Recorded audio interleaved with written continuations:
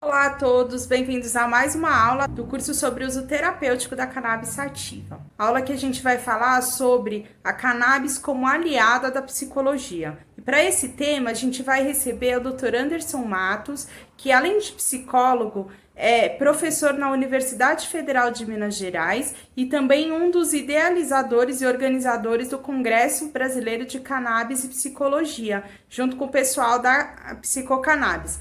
Então, eu quero agradecer a presença do Anderson em mais essa edição e também dar um alô para as meninas da Psicocannabis e dizer que foi muito legal o congresso, que está todo mundo ansioso por mais uma edição. Tenham todos uma ótima aula, espero que vocês gostem do conteúdo. Olá, pessoal. Bem-vindos, bem-vindas, bem-vindes ao curso de Cannabis Medicinal da Unifesp, com o apoio da MoveRCAN, Movimento da Regulamentação da Cannabis. E a gente está aqui, mais uma vez, tendo a alegria de compartilhar com vocês algo das nossas experiências em relação a cannabis enquanto recurso terapêutico e medicinal. Muito bem, vamos lá compartilhar aqui minha apresentação com vocês.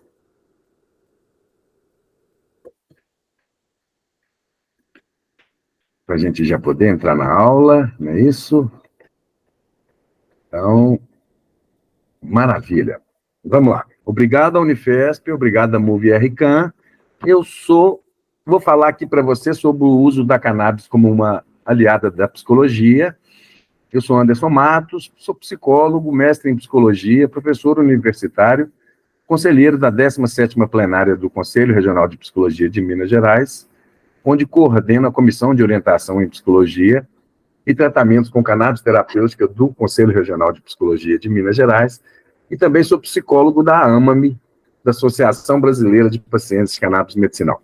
Eu vou tentar fazer um recorte aqui com vocês sobre a importância da psicologia, com as contribuições que a psicologia pode prestar, sobretudo em relação àqueles aspectos da cannabis que são considerados tabu, como, por exemplo, seus efeitos psicoativos. Para tal, eu vou na origem aqui dos primeiros autores, né, que começaram a falar desses efeitos psicoativos da cannabis, e depois eu vou entrar com uma contribuição, um fragmento clínico, eu vou fazer alguns recortes clínicos em cima de um relato, e a partir dele eu vou dissecar as funções psíquicas, né, que foram alteradas, que estão alteradas, e como elas estão alteradas.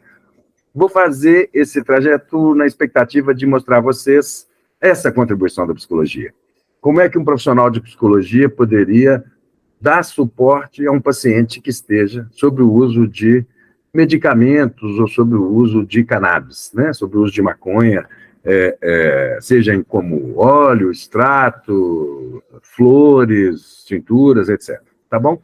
Começo, então, remetendo ao primeiro autor, que era do campo da psiquiatria, que fez essa contribuição aqui sobre o haxixe e alienação mental, que é Jacques-Joseph Moureau, mais conhecido como Moureau de Tours, que no ano de 1845 escreve esse livro. Eu diria que é a primeira contribuição no mundo ocidental sobre efeitos psicoativos da cannabis. Moureau, ao escrever esse livro, tinha uma expectativa.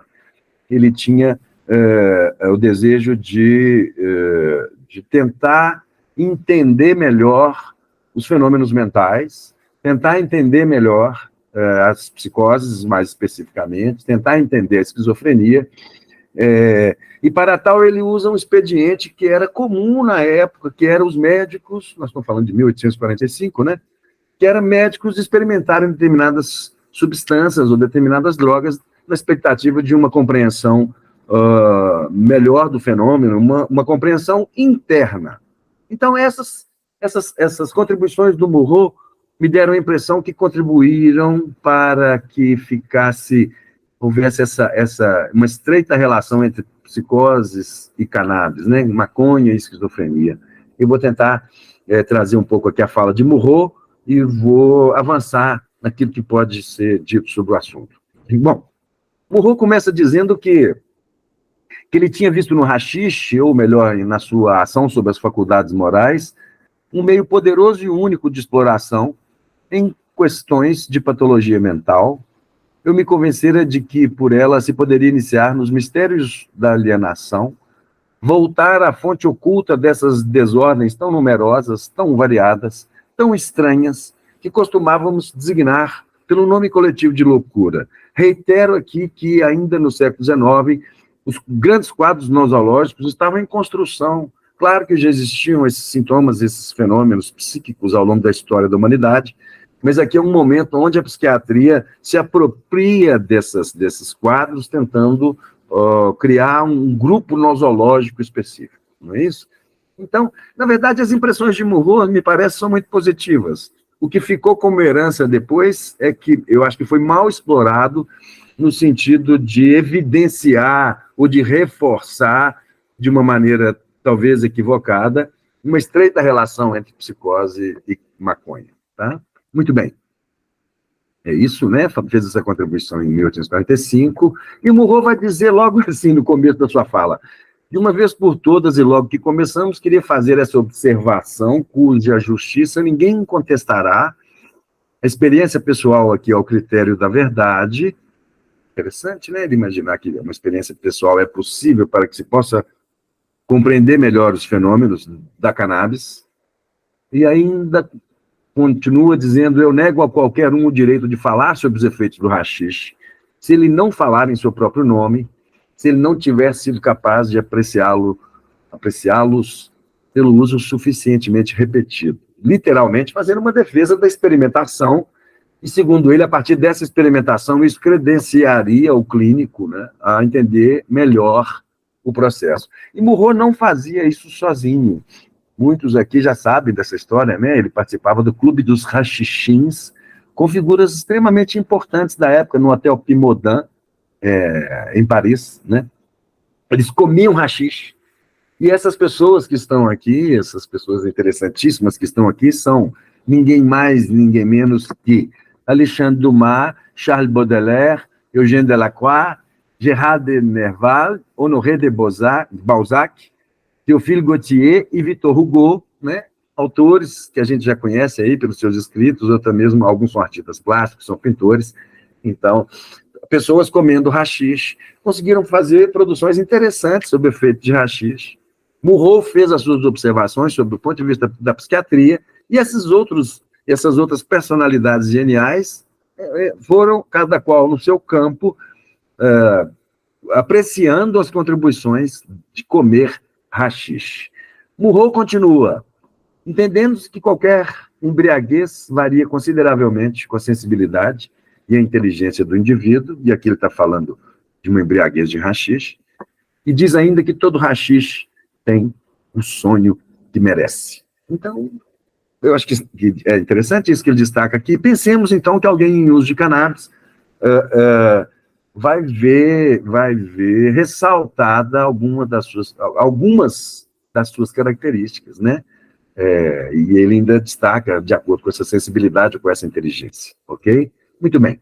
Mas por que eu fui em Murrow? Eu fui em Murrow primeiro porque, como eu já disse, é o primeiro teórico a tratar do ponto de vista para os parâmetros ocidentais da relação maconha-psicoses, né? E isso aconteceu exatamente em função essa chegada da maconha na França, do haxixe na França, da cannabis na França, tem a ver com as expedições napoleônicas, né, as campanhas napoleônicas, que encontraram, de fato, no Egito, a presença importante do uso da cannabis, né, com os habitantes. É verdade também que a primeira proibição de cannabis ocorre a mando de Napoleão, essa proibição ocorre no Egito.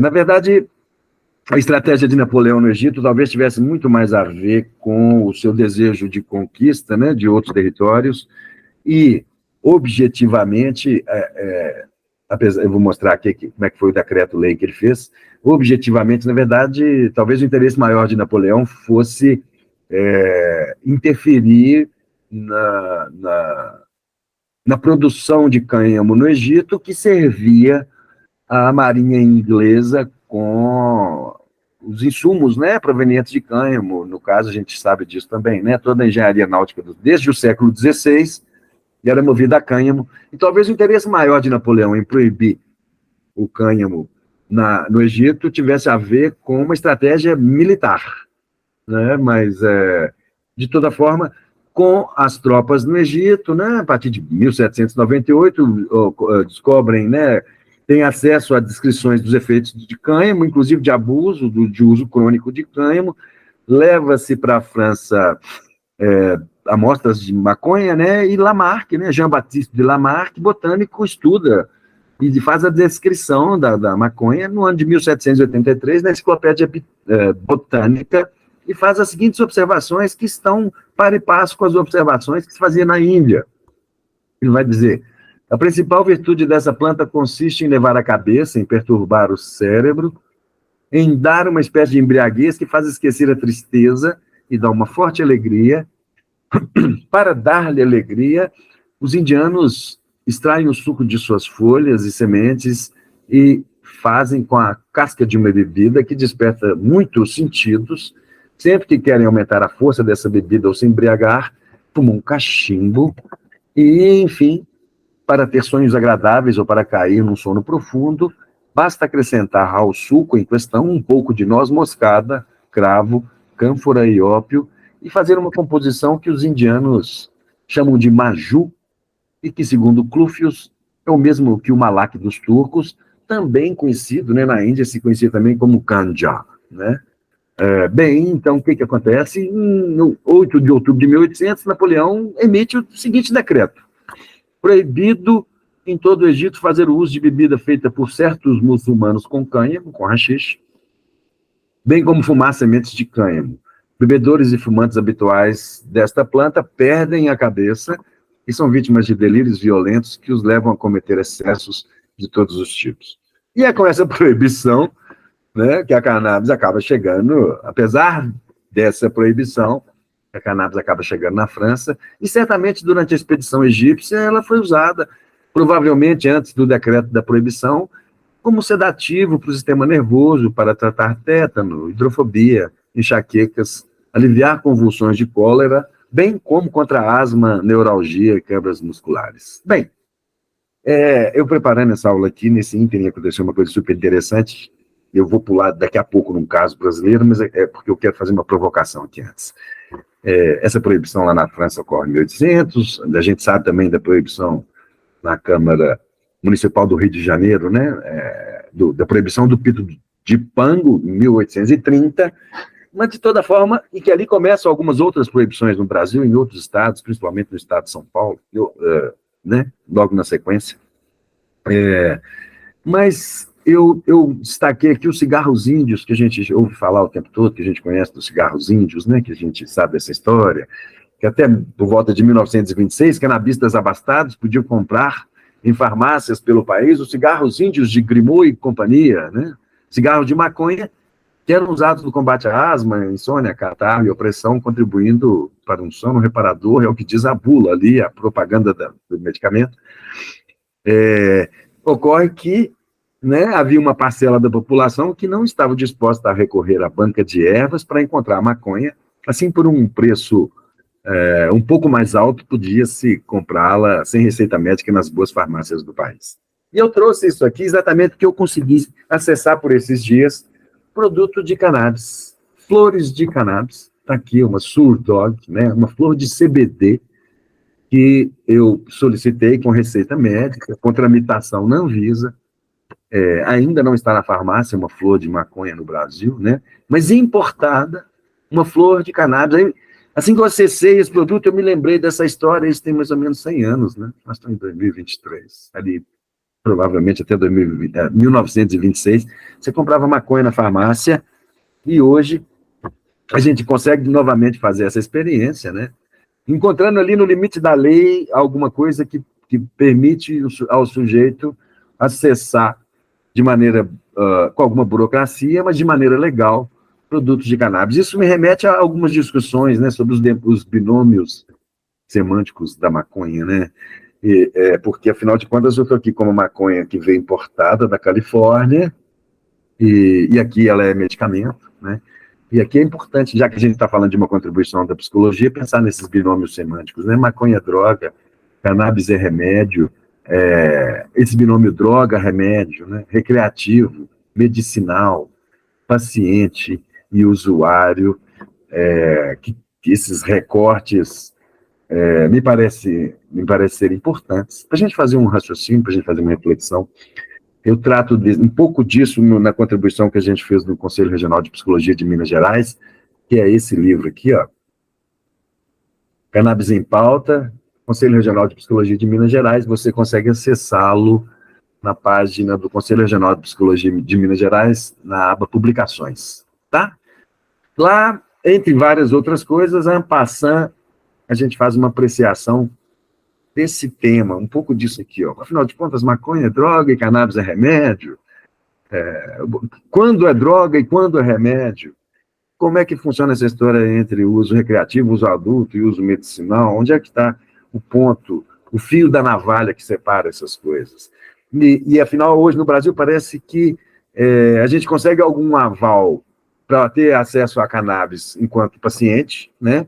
E existe todo um grupo, que não é pequeno, de pessoas que, enquadrados na categoria de usuários, encontram um destino diferente em relação à sua interação com a maconha, e as consequências de uma coisa ser paciente ou ser usuário, por enquanto, ainda são bastante diferentes no nosso país. Muito bem, eu vou passar para um caso clínico. Eu vou fazer aqui uma publicação singela que eu encontrei, achei genial isso, aqui, o uso da cannabis como aliada da psicologia, estudos atuais sobre os efeitos da cannabis sativa, a maconha, uma publicação de 1987, o ano que eu entrei na faculdade, de Márcio Bontempo, que é um médico. Curiosamente, aqui eu encontro o melhor relato, os melhores relatos que eu já encontrei de alguém sob efeitos de maconha, nesse singelo livrinho de 1987. Vocês vão me permitir aqui, eu vou fazer uma leitura, tá? Do texto, literalmente, agora é a hora que eu faço a fenomenologia psiquiátrica, eu vou dissecar aqui, a partir da fala do paciente, as alterações psíquicas em curso, tá bom? É isso que a gente vai fazer agora. Um pouco da sua paciência, para que eu possa ler, mas isso vai ser legal, vai ser uma experiência interessante. Presta atenção. Então, o Márcio Bontempo descreve aqui o caso de ACSC, 21 anos, como uma experiência isolada. Experiência isolada porque depois ele vai descrever experiências em grupo, né? Mas eu vou me ater, nessa ocasião, à experiência isolada, quiçá, numa outra aula, num outro momento, a gente possa apreciar também essa experiência em grupo como um recorte clínico, tá? E aí, o relato do paciente depois de 4 ou 5 tragadas, prendendo bem a respiração para manter a maior quantidade de fumaça nos pulmões, iniciei uma espécie de dificuldade de entender as coisas. Comecei a pensar intensamente em mim mesmo, fiquei muito apreensivo quanto a um ruído, pois eu estava na janela, olhando para o quintal, mas passou logo. Não que eu tenha esquecido a apreensão, mas que comecei a pensar em outra coisa. Percebi que havia um interessante processo em pensar, que era a mesma coisa que perceber. Sentia uma desagradável sensação de peso no corpo, com uma espécie... Sentia uma desagradável sensação de peso no corpo, com uma espécie de pigarro forte na garganta e o pulmão pesado. Depois de um certo tempo, não sei quanto, pude imaginar que eu era uma pessoa muito desencontrada, ao mesmo tempo em que me sentia numa situação estranha e de irrealidade. Vamos fazer um recorte clínico. Bem, aqui em usuários de cannabis, para que eu estou fazendo isso com vocês? Aqui é alguém que fumou maconha e relata as experiências. Caso você estivesse acompanhando um paciente em uso de cannabis, um óleo, né? Eu hoje trabalho numa associação, eu também uso, sou paciente, uso óleos de cannabis, né? Uso óleo de CBD, também uso óleo de THC, né? Além, é claro, dessas flores que eu estou mostrando para vocês aqui. Então, eu sou paciente, eu sou usuário, eu estou enquadrado nisso tudo. Mas sinto aqui a necessidade de entrarmos no detalhe, exatamente para que o profissional de saúde possa acompanhar um paciente em uso e possa entender aquilo que esse paciente está descrevendo e possa saber orientá-lo, acalmá-lo, descrever para ele o que ocorre. Isso pode ser um grande diferencial no acompanhamento de um paciente em uso de cannabis. Alguns pacientes, quando derivam sensações desagradáveis, sensações inesperadas, sensações inabituais a partir do uso da cannabis, eles podem, inclusive, abandonar o tratamento. Então, nesse momento, a expectativa é essa, de pensar em alguém que está usando, não me importa que agora seja um uso fumado, apesar da descrição aqui ser de uso fumado, ou se seria de um extrato, de um óleo, de um puff, né, de fumar num vaporizador ou num cigarro de maconha. Eu acredito que eu possa encontrar essas sensações ou algo parecido com elas. E aqui, aos meus colegas de saúde, eu convido a um exame desses efeitos. Eu acho que eles são úteis. É muito mais interessante fazer isso do que dizer rapidamente que maconha e esquizofrenia têm uma relação de causalidade, por exemplo. Né? Então, nesse paciente, a gente encontrou o quê? A gente encontrou pensamentos vagos, associações vivas e espontâneas, sensação de mais imaginação e criatividade. Muitas vezes, especulações extravagantes acontecem e se ramificam em uma ideia passageira que se torna muito complexa e desaparece em uma infinidade matemática. A gente diria que é a imaginação no poder, que está curiosamente associada a paradas de descanso inesperadas do mundo real. Muito bem. E ele continua. O meu quarto era diferente, mas muito meu. Tinha muito a ver comigo. Ao olhar a gravura, cada detalhe era uma extensão de mim mesmo, de tal jeito que eu conseguia entender por que eu gostava daquelas gravuras na parede e da estátua de gesso. Minha imaginação levou-me a pensar o porquê das estátuas, uma forma petrificada. Ao olhar uma gravura, achei que conseguia vê-la sobre outro prisma, que era diferente. Muito bem, o que eu estou encontrando aqui? Há uma aparência incontrolável de ilusões, visões fabulosas e barrocas, onde cada objeto se transforma, se metamorfoseia e transborda a imaginação, que se entrega sem esforço a um espetáculo mágico e caleidoscópico. O espaço é, em geral, superestimado. Se avançamos, a decoração se afasta, e, dependendo do humor de cada um, torna-se pequeno ou grande em relação ao assunto. Continua. De repente, percebi que ainda estava na janela e com um cigarro na mão. Então, parecia que estava pensando há muito tempo. Comecei a sentir vontade... Opa, time aqui. Né? Então, comecei a pensar que eu estava há muito tempo. Não, posso continuar? Essa ideia da percepção do tempo, né, ela sempre altera com cannabis, principalmente para os usuários iniciais, que não têm uma relação regular com cannabis, né? As primeiras experiências de alguém com cannabis normalmente provocam essa alteração espaço-temporal, não é?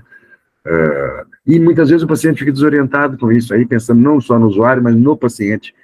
Ele pode ficar desorientado com isso. Imagina um idoso, por exemplo, ver desconectada, ver alterada essa sensação habitual e rotineira que ele tem de espaço e tempo, né? Ele sentir alguma alteração nisso pode produzir nele um grande desconforto, né? Vamos mais. Em relação a essa desorientação temporal, né, o tempo é posto de lado, ele é esquecido, tudo é borrado, passado, presente, futuro, com às vezes a sensação muito, muito intensa de viver apenas o tempo presente, fixo, em um tempo parado e eterno. E aí continua o nosso amigo. Comecei a sentir vontade de ouvir música. Seria incrível ouvir música naquele instante, pensei. Ao deslocar-me da janela para a vitrola, agitei-me muito e fiquei ansioso. Procurei discos mecanicamente, sem, na verdade, prestar atenção em nenhum. De repente, atentei-me para um que chamou minha atenção pela capa. Retirei o disco, mas vi que ele estava sujo. Comecei a procurar o limpa-discos, mas na gaveta achei a foto de um velho amigo e comecei a imaginar o que era ele. Mas não consegui pensar em coisas passadas que fizemos juntos. Comecei a pensar que era interessante o fato de pessoas fazerem coisas juntos, que havia algo comum que nos atrai para fazerem coisas juntos. Instantaneamente percebi que havia esquecido de ouvir música, de maneira que fui rápido para a vitrola, perturbado pelo fato de ter passado tanto tempo pensando e esquecido alguma coisa a que tinha me determinado a fazer. Não gostei da reação e senti-me mal com isso. Muito bem, o que eu encontro aqui? Uma viva excitação intelectual predomina, com a associação de ideias, suas aparições repentinas e a dificuldade de seguir novos usos e fluxos dificultam a fixação de seus pensamentos. Também é um fenômeno comum na cannabis, né? Uma dissociação das ideias, uma alteração no ritmo do pensamento, né? Uma alteração no campo focal da atenção, não é isso? Vamos mais. Coloquei o disco na vitrola, e só agora que estou narrando o fato, lembro-me que não o limpei, que sabia estar sujo, e havia, inclusive, tentado achar o limpa-discos na gaveta, quando achei a foto. De maneira geral, não gostei do lapso no instante, mas achei que tal ocorreu por encontrar-me muito cansado. Quando comecei a ouvir a música, que no caso era clássica, senti uma espécie de identificação muito diferente com a música, senti a música sendo tocada dentro de mim, ao mesmo tempo, a mesma soava-me irreal. Tratava-se de clássicos de Bach, tocados por instrumentos eletrônicos, órgão.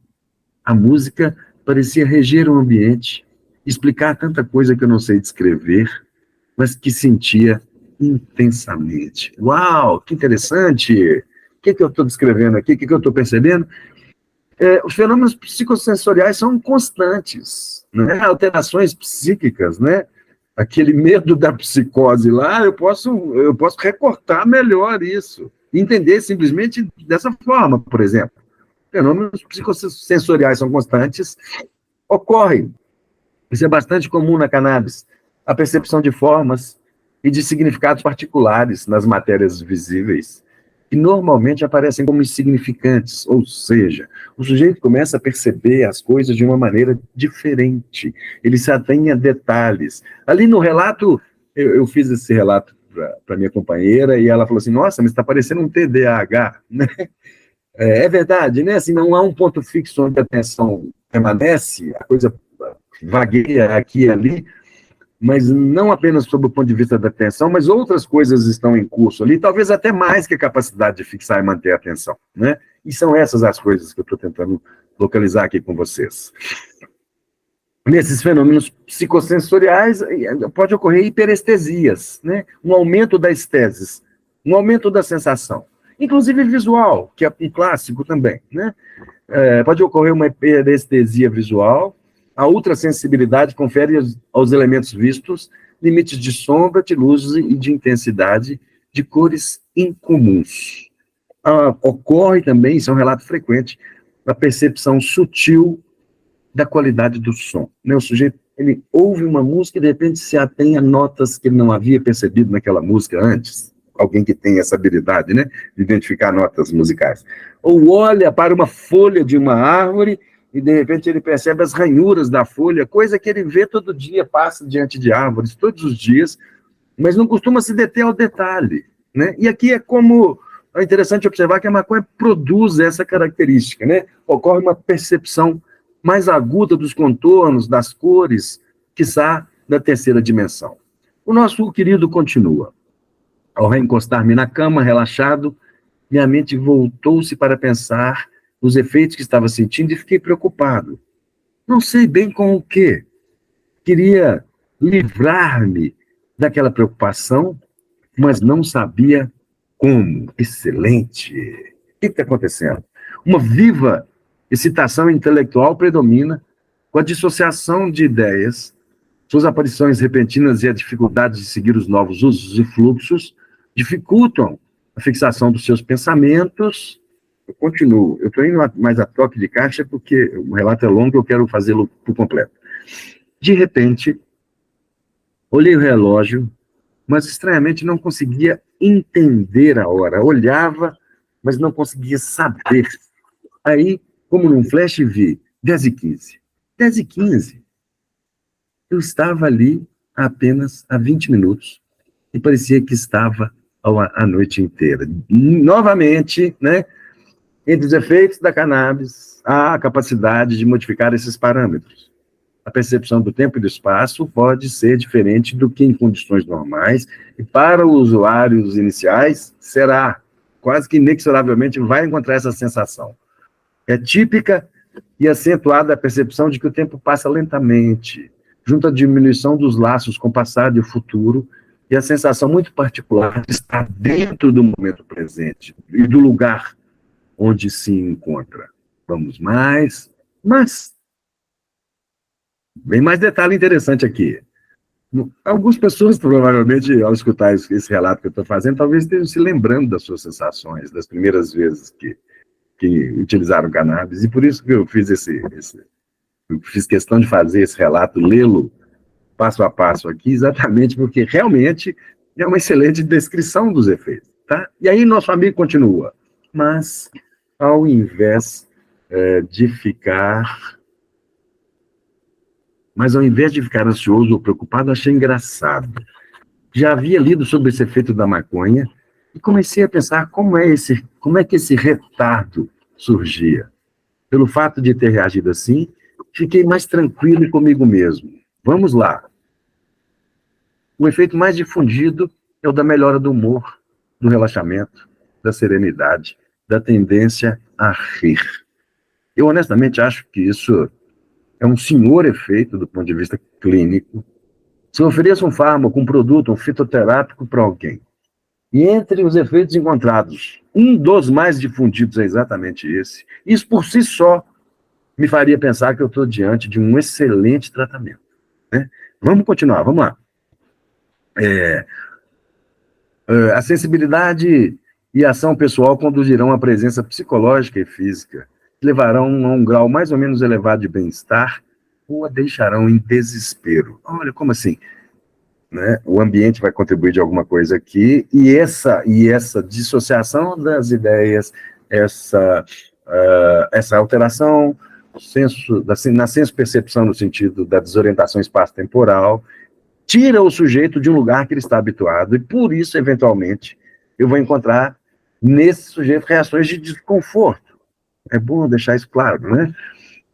Isso está ligado à sua imaginação, à sua sensibilidade artística, à sua atitude em relação à perda dos pontos de referência habituais e à necessidade de manter o seu autocontrole. Para algumas pessoas, sentir que perdeu o pé no chão, né, que perdeu essa referência habitual, pode derivar sensações desagradáveis. E é simples isso acontecer. Basta orientar o paciente em relação a isso. Basta explicar a ele que isso era possível de acontecer, e, aliás, era esperado que isso acontecesse. E acalmá-lo, e acolhê-lo, né? O nosso amigo continua. Nessa ocasião, eu estava com uma sensibilidade, uma especial sensibilidade nas mãos e na área genital, uma sensibilidade diferente, perdão, uma sensibilidade diferente nas mãos e na área genital, uma sensibilidade diferente que se assemelhava a um vibrar muito intenso. Bom, aqui eu necessariamente tenho que remeter ao nosso querido Garcia da Horta, né? O primeiro relato em português sobre cannabis, feito no Colóquio dos Simples e Drogas da Índia, né?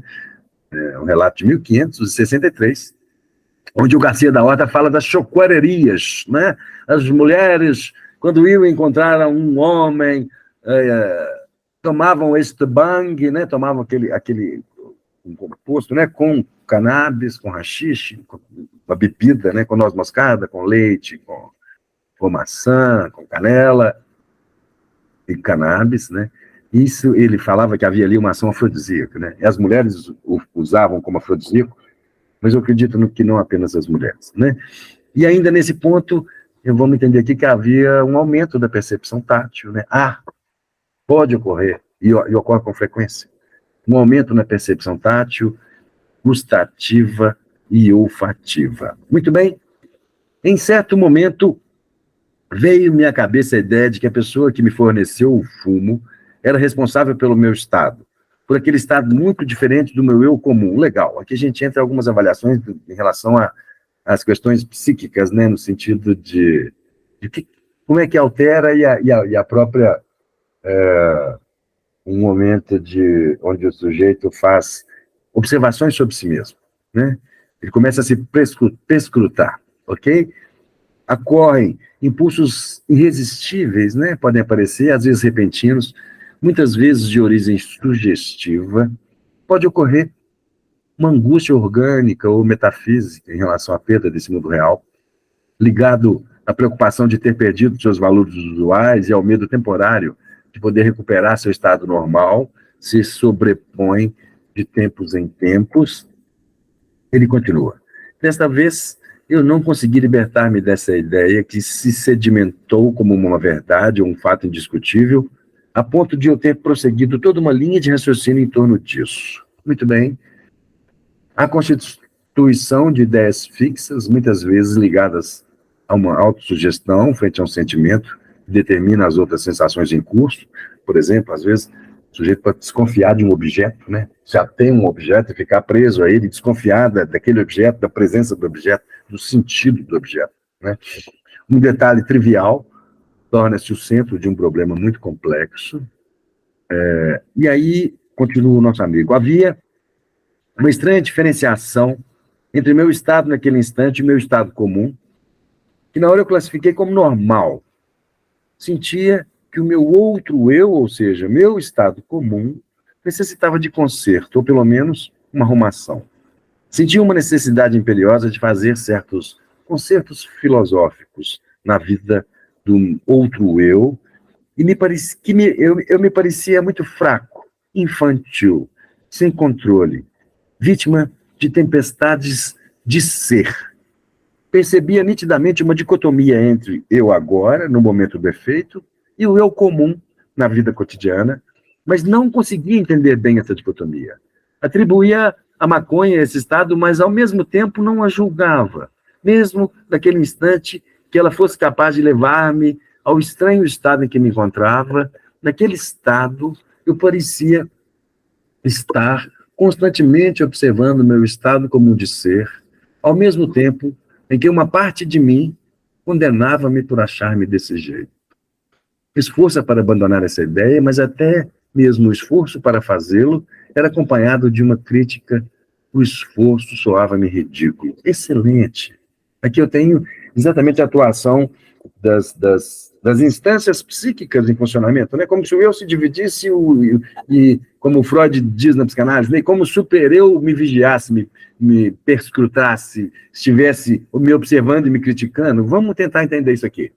A experiência, e acho que é importantíssimo dizer isso, principalmente para desconstruir a ideia da estreita relação psicose-maconha, ok? A experiência por si não traz nenhuma transformação da personalidade real do sujeito. Ele permanecerá ele mesmo.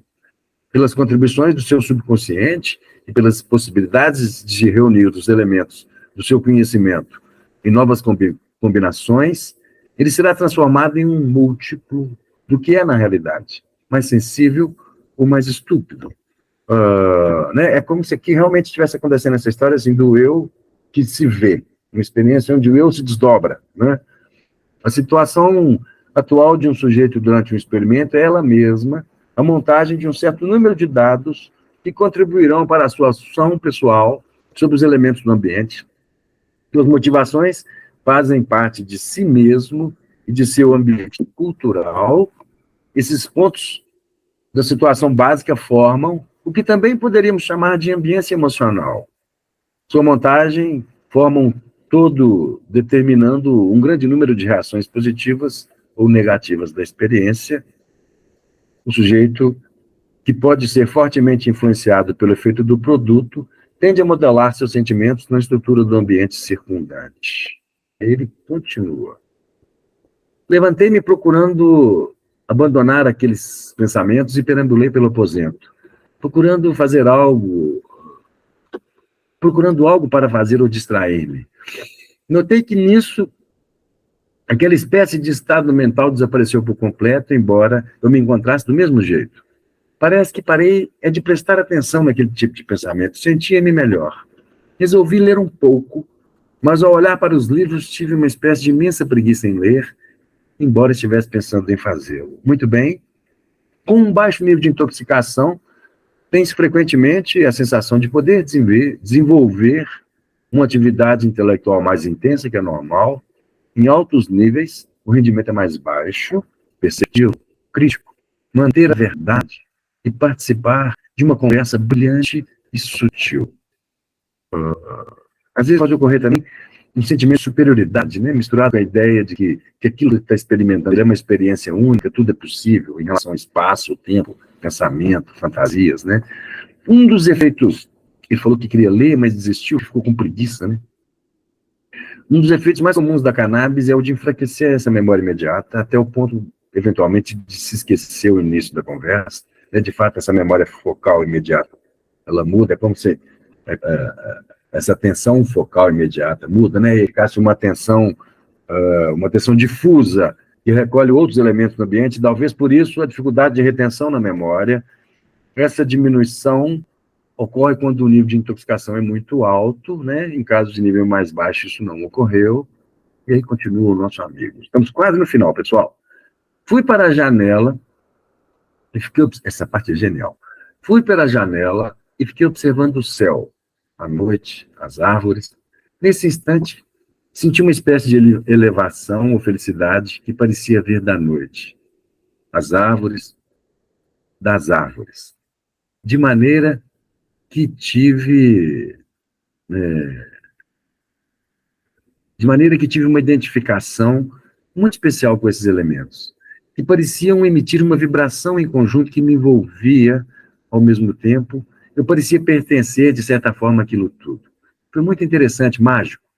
Muitos pensamentos surgiram simultaneamente e eu não conseguia fixar-me em nenhum.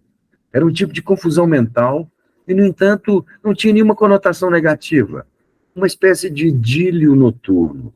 Lembrei-me, nesse instante, que sempre tive especial atração pela noite e gostei mais de vivê-la que ao dia. Percebi nessa hora que poderia controlar melhor a mim mesmo e direcionar mais meu pensamento do que antes, quando fui tomado por pensamentos que não gostei, antes de ouvir a janela. E a partir desse ponto, o efeito pareceu ir diminuindo, pois conseguia ver a hora, planejar o dia seguinte, etc. O que antes não conseguia por estar mergulhado em pensamentos sobre os quais eu não tinha nenhum controle. Então, vamos lá?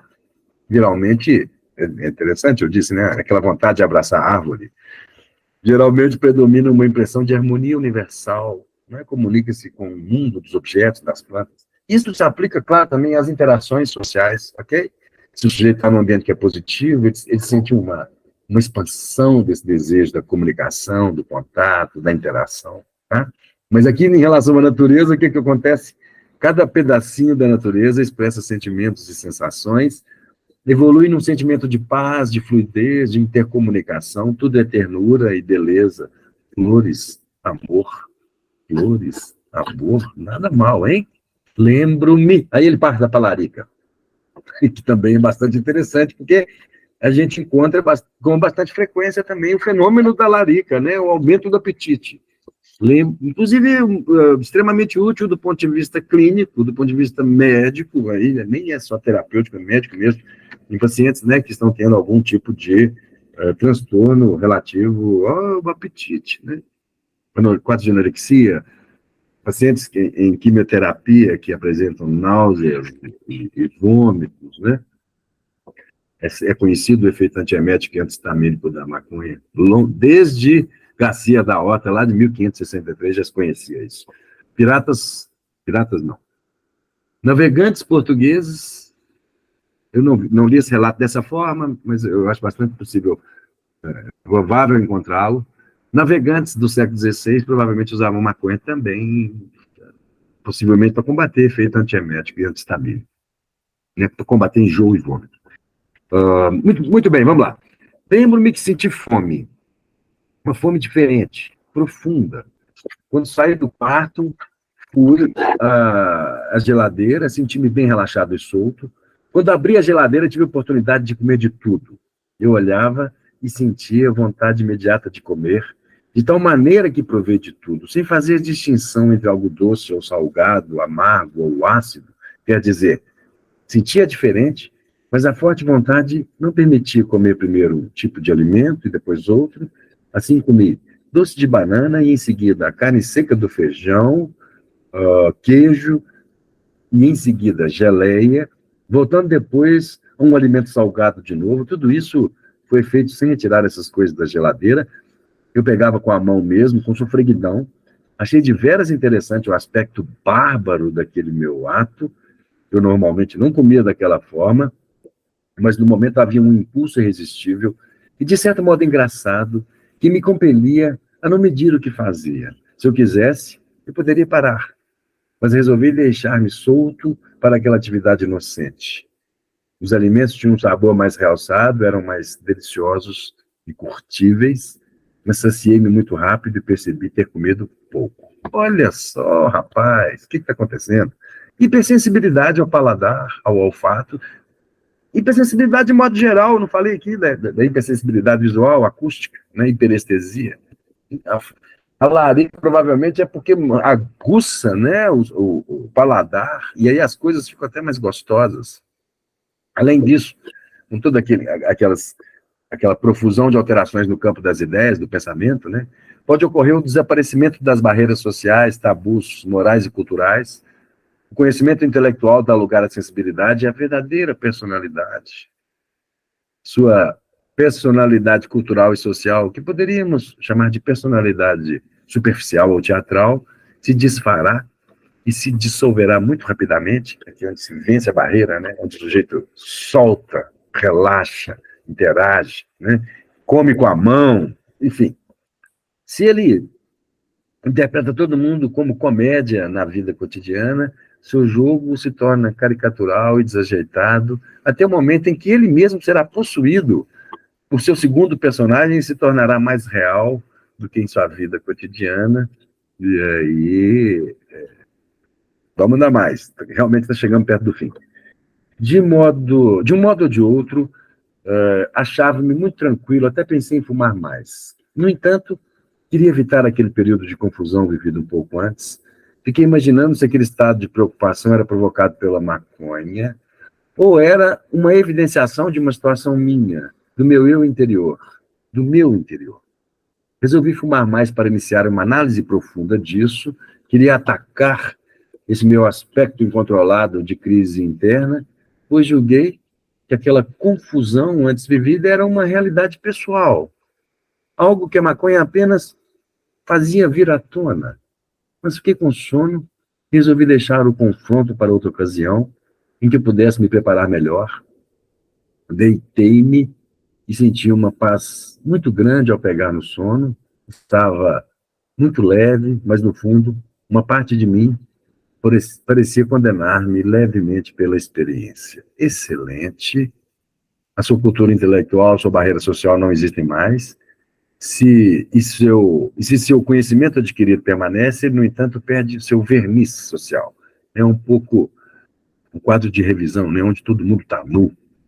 Sua verdadeira personalidade inconsciente, o seu equilíbrio mental, modificado pelo abandono dos modos visuais de percepção e lógica, ajudará sua mente a se apegar à sua personalidade íntima, e é ela quem vai reagir à decoração, às pessoas presentes. Aí isso se acrescenta uma duplicação da personalidade, né? Alguém se torna todo mente ou todo corpo. Outras vezes o corpo é esquecido, pode haver uma desvitalização, né? Sob a ação do subconsciente, o sujeito para sobre ele e se eleva em um outro personagem, que é outro ele mesmo. Esse relato escutei fidedignamente outro dia de uma pessoa que fumou uma flor de cannabis, uma pessoa que usa cannabis, que não é uma usuária rotineira, habitual, mas que havia fumado, e como não tinha costume de fumar flor de cannabis, quando chegou em casa, no hotel, alguma coisa assim, ela teve esse momento, desdobrava, assim, ela se via conversando consigo mesma. A pessoa ciente disso, orientada sobre isso, que poderia parecer a alguém um fenômeno terrorífico, né? Não, não é, ou não precisa ser. Inclusive, como está dizendo aqui, alguma coisa que poderia ser, inclusive, prevista. É um estado de sonho restaurado, nos vemos rindo e falando como um estranho, ou se observa, instala-se em outro lugar e vê-se jogando um espetáculo extravagante. Eu não estou aqui, não sou o que sou. Muito bem. Eu falei que estava acabando e estava mesmo. Aqui a bibliografia que eu usei, realmente eu não usei muita coisa. Eu fiz de uma forma que a ser poucos livros, mas utilizando esses livros num recorte, como dizia Jack o Estripador, vamos por partes, né? Então eu tentei fazer um recorte aqui para gente entrar na palavra do paciente e se aprofundar nela. Então foi isso, eu usei aqui Márcio Bom Tempo, tá? Uma publicação super barata, você vai achar isso aí no estante virtual, uma pérola. Usei aqui, né, alguma coisa do Oshgansi para me inspirar, né, On the Preparation of Indian Hemp Ganja, esse também é um autor super importante, tem aqui, que leva, na verdade, a medicina canábica para o mundo ocidental. Uma boa parte do que eu trabalhei com vocês aqui no sentido da dissecação dos fenômenos psíquicos, eu usei essa contribuição aqui, Hallucinogène de Société, do Patrick Alain, grata surpresa ter contado esse livro, Cannabis et Peyote, Phénomène culturel et monde de l'imaginaire. Muito bem, eu usei isso. Cadê? Está faltando mais alguma coisa? Passei a bibliografia ali, já fechei o slide. E claro, bom, enfim, caminhando para a conclusão, estamos aqui no Conselho Regional de Minas Gerais, tá? Temos uma publicação que está online aqui da revista do CRP, tem um artigo nosso lá que fala sobre a nossa atuação na Comissão de Psicologia, Orientação em Psicologia e Cannabis. Novamente, né, trago aqui também o Cannabis em Pauta, contribuição do Conselho Regional de Psicologia de Minas Gerais, com a fala de vários colegas de diversos campos diferentes, trazendo relatos emocionantes, tocantes. Estamos muito felizes por isso. Bom, pessoal, eu acho que o que eu tinha a dizer hoje era isso. Busquei esse recorte, né, esse recorte clínico, fazendo uma dissecação aqui, buscando entender o fenômeno psíquico. Eu verdadeiramente entendo que a psicologia tem grandes contribuições no campo da cannabis. Para colegas profissionais de saúde, para colegas profissionais de outras áreas, para cuidadores, para pacientes, e no suporte a essas pessoas. Se, repito, um dos grandes receios que as pessoas têm sobre a cannabis se aplica aos seus efeitos psicoativos, a psicologia, como ciência e profissão, tem contribuições prestimosas a fazer. Basta que nós entendamos bem quais são essas funções psíquicas que se alteram: memória, senso-percepção, atenção, emoção, afeto, pensamento, e assim por diante, né? Fazer uma dissecação psíquica, entender quais são as funções que se alteram e como elas se alteram. Eu entendo que, para suporte do paciente, isso pode ser absolutamente necessário, e pode ser o fiel da balança, pode ser aquilo que nos levaria ao sucesso ou ao fracasso de um tratamento.